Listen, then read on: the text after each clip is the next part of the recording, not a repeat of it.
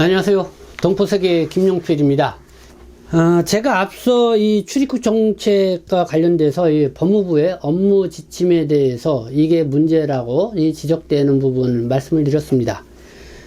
그래서 오늘은 그에 이어서 이 세 번째 시간으로 여러분들에게 말씀을 드리고자 하는데요.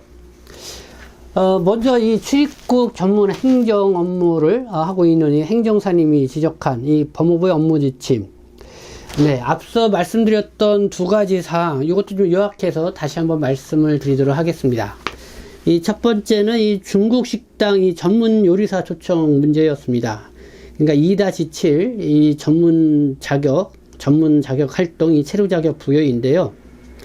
이 3년 전부터 이 경력 외에 그러니까 그 요리사 자격증을 갖추고 이 3년 이상 경력자여야만 가능하다. 이렇게 업무 지침이 변경이 됐다는 것이죠. 게다가 또 내국인을 3인 이상 채용을 해야 한 명의 전문 요리사를 초청을 할 수가 있다.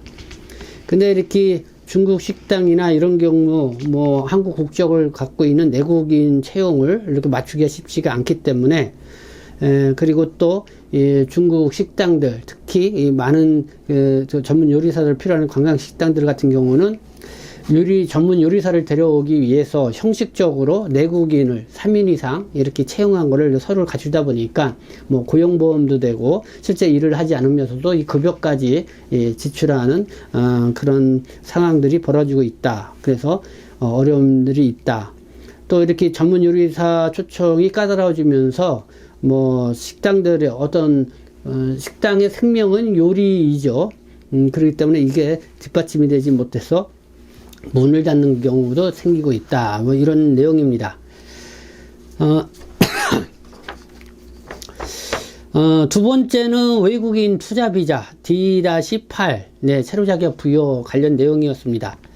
한국 법인에 투자할 경우는 1억 원 이상이고 개인 투자자일 경우는 3억 원 이상 이 투자를 하게 되면 D-8 체류 자격을 부여받을 수 있게 되는데, 근데 이제 반드시 알아두어야 할 거는 이렇게 투자한 돈이 자기가 번 돈을 많이 인정이 된다는 겁니다. 그러니까 부모로부터 받은 돈이라든가 사업을 하기 위해서 빌린 돈, 은행으로 대출받은 돈 이런 거는 인정받을 수 없다. 근데 이 사실을 모르고 이 뭐 사무실이나 인테리어 이렇게 있는 사업장을 이렇게 돈을 들여서 이 투자를 하게 되죠. 그러나 뒤늦게 이제는 자기가 번 돈만이 이렇게 인정받을 수 있다. 이렇게 하다 보니까 이렇게 이미 이 투자한 거에 대한 상당한 손실을 보는 이 낭패를 보는 상황들이 벌어지고 있다라는 이런 지적이 있었습니다.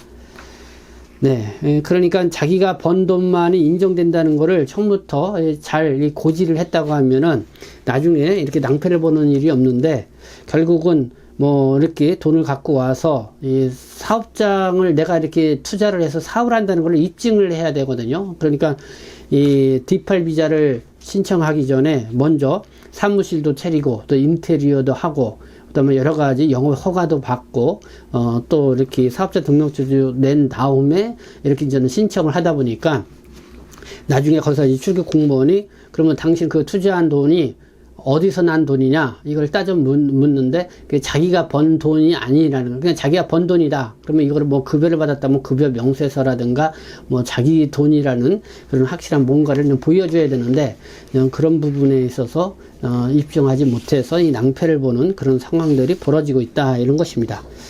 네, 그래서 좀 이런 부분을 좀 업무 지침상에서 바로잡을 필요가 있지 않냐 이런 지적이 있었습니다. 이 법무부의 업무 지침, 내가 뭐 앞서서 말씀을 드렸지만은 이 법과는 달리 이 업무 지침은 출입국 행정 그리고 정치 담당관들이 뭐 현장의 목소리를 담아서 거기에 맞게끔 법이 이렇게 집행하라는 거를 어떻게 현실에 맞게끔 잘 업무를 볼 수 있게끔 가이드라인을 만들어 주냐, 그게 바로 업무 지침입니다. 근데 이렇게 현장을 잘 모르고 이렇게 업무 지침을 이 탁상 행정으로 이렇게 만들다 보면은 사실 현실과 괴리가 생기게 되죠. 그렇기 때문에 여러 가지 불편함이 이렇게 초래하게 되고, 그리고 법에서는 그런 걸 하도록 이렇게 포괄적으로 허용을 해주고 있지만은 업무 지침이 안 되어 있으면은 현실적으로 안 되는 그런 상황들이 벌어지고 있습니다. 그래서 이와 관련돼서 뭐 여러분들이 실질적으로 현실적으로 느끼는 그런 어려움, 이렇게 뭐 제보도 받게 되고 고충 상담도 이렇게 접수하게 되는데요. 지금 이 시간은 출입국 전문 행정일을 하고 있는 행정사님이 지적한 이 법무 업무 지침, 이게 문제이다 해서 한 4가지를 여러분들에게 이렇게 말씀을 드립니다. 그 중에서 앞서 이 2가지를 여러분들에게 말씀을 드렸습니다. 네, 그러면은 나머지 이 2가지 어떤 내용이 있는지 여러분들이 마저 말씀을 드리도록 하겠습니다. 첫 번째, 세 번째가 되겠죠. 내국인이 주민등록 관련 민원 서류를 발급받는 경우 꼭 거주지 행정사무소, 그러니까 동사무소가 아니더라도 전국 어느 곳에서도 이 민원 업무를 볼 수가 있습니다. 이 행정 업무를 볼 수가 있다는 것이죠. 근데 외국인인 경우, 뭐 재외동포이거나 이 출입국 행정 업무를 보려면은 반드시 이 주소지가 있는 관할 사무소에 가서 봐야 한다는 것입니다.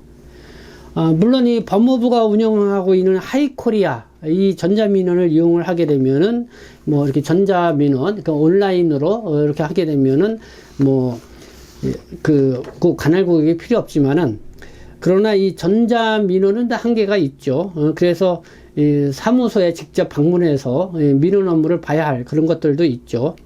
그렇게 될 경우는 반드시 이 관할, 그러니까 주소지가 있는 이 관할 사무소에 가서 업무를 봐야 되는데 꼭 그럴 필요가 있느냐라는 그런 문제 제기를 하고 있는 것입니다.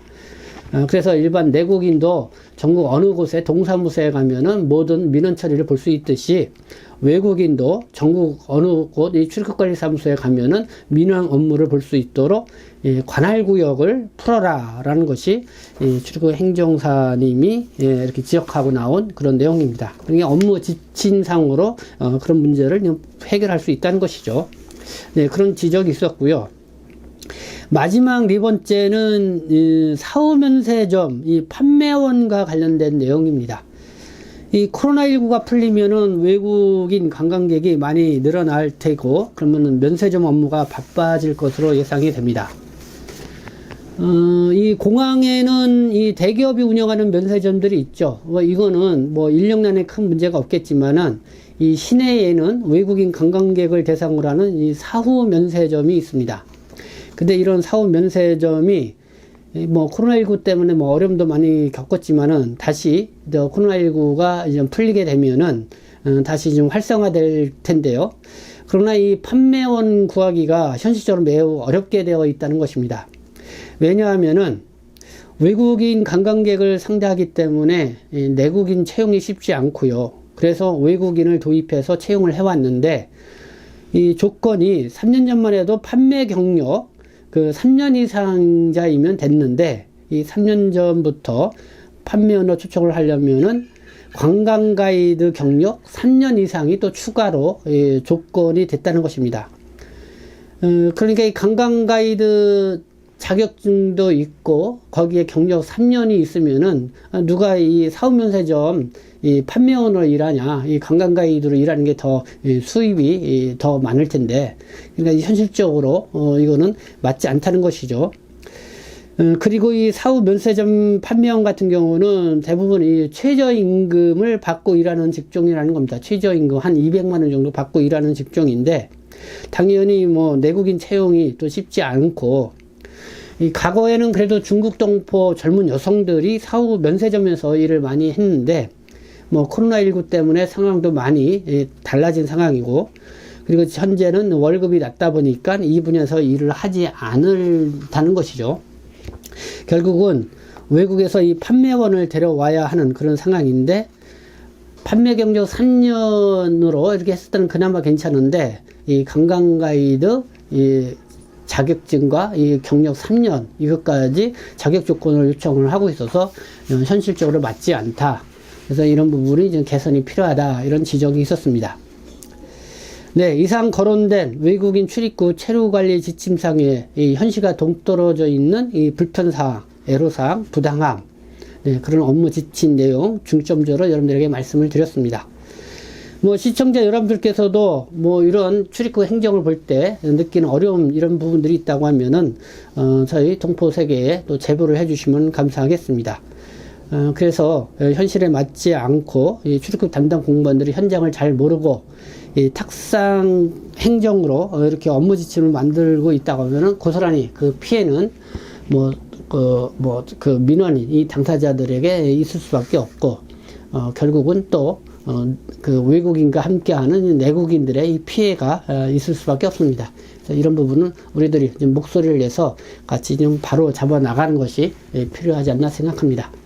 네, 지금까지 시청해 주셔서 감사합니다. 저는 동포세이심 대표 편집장 김용필이었습니다.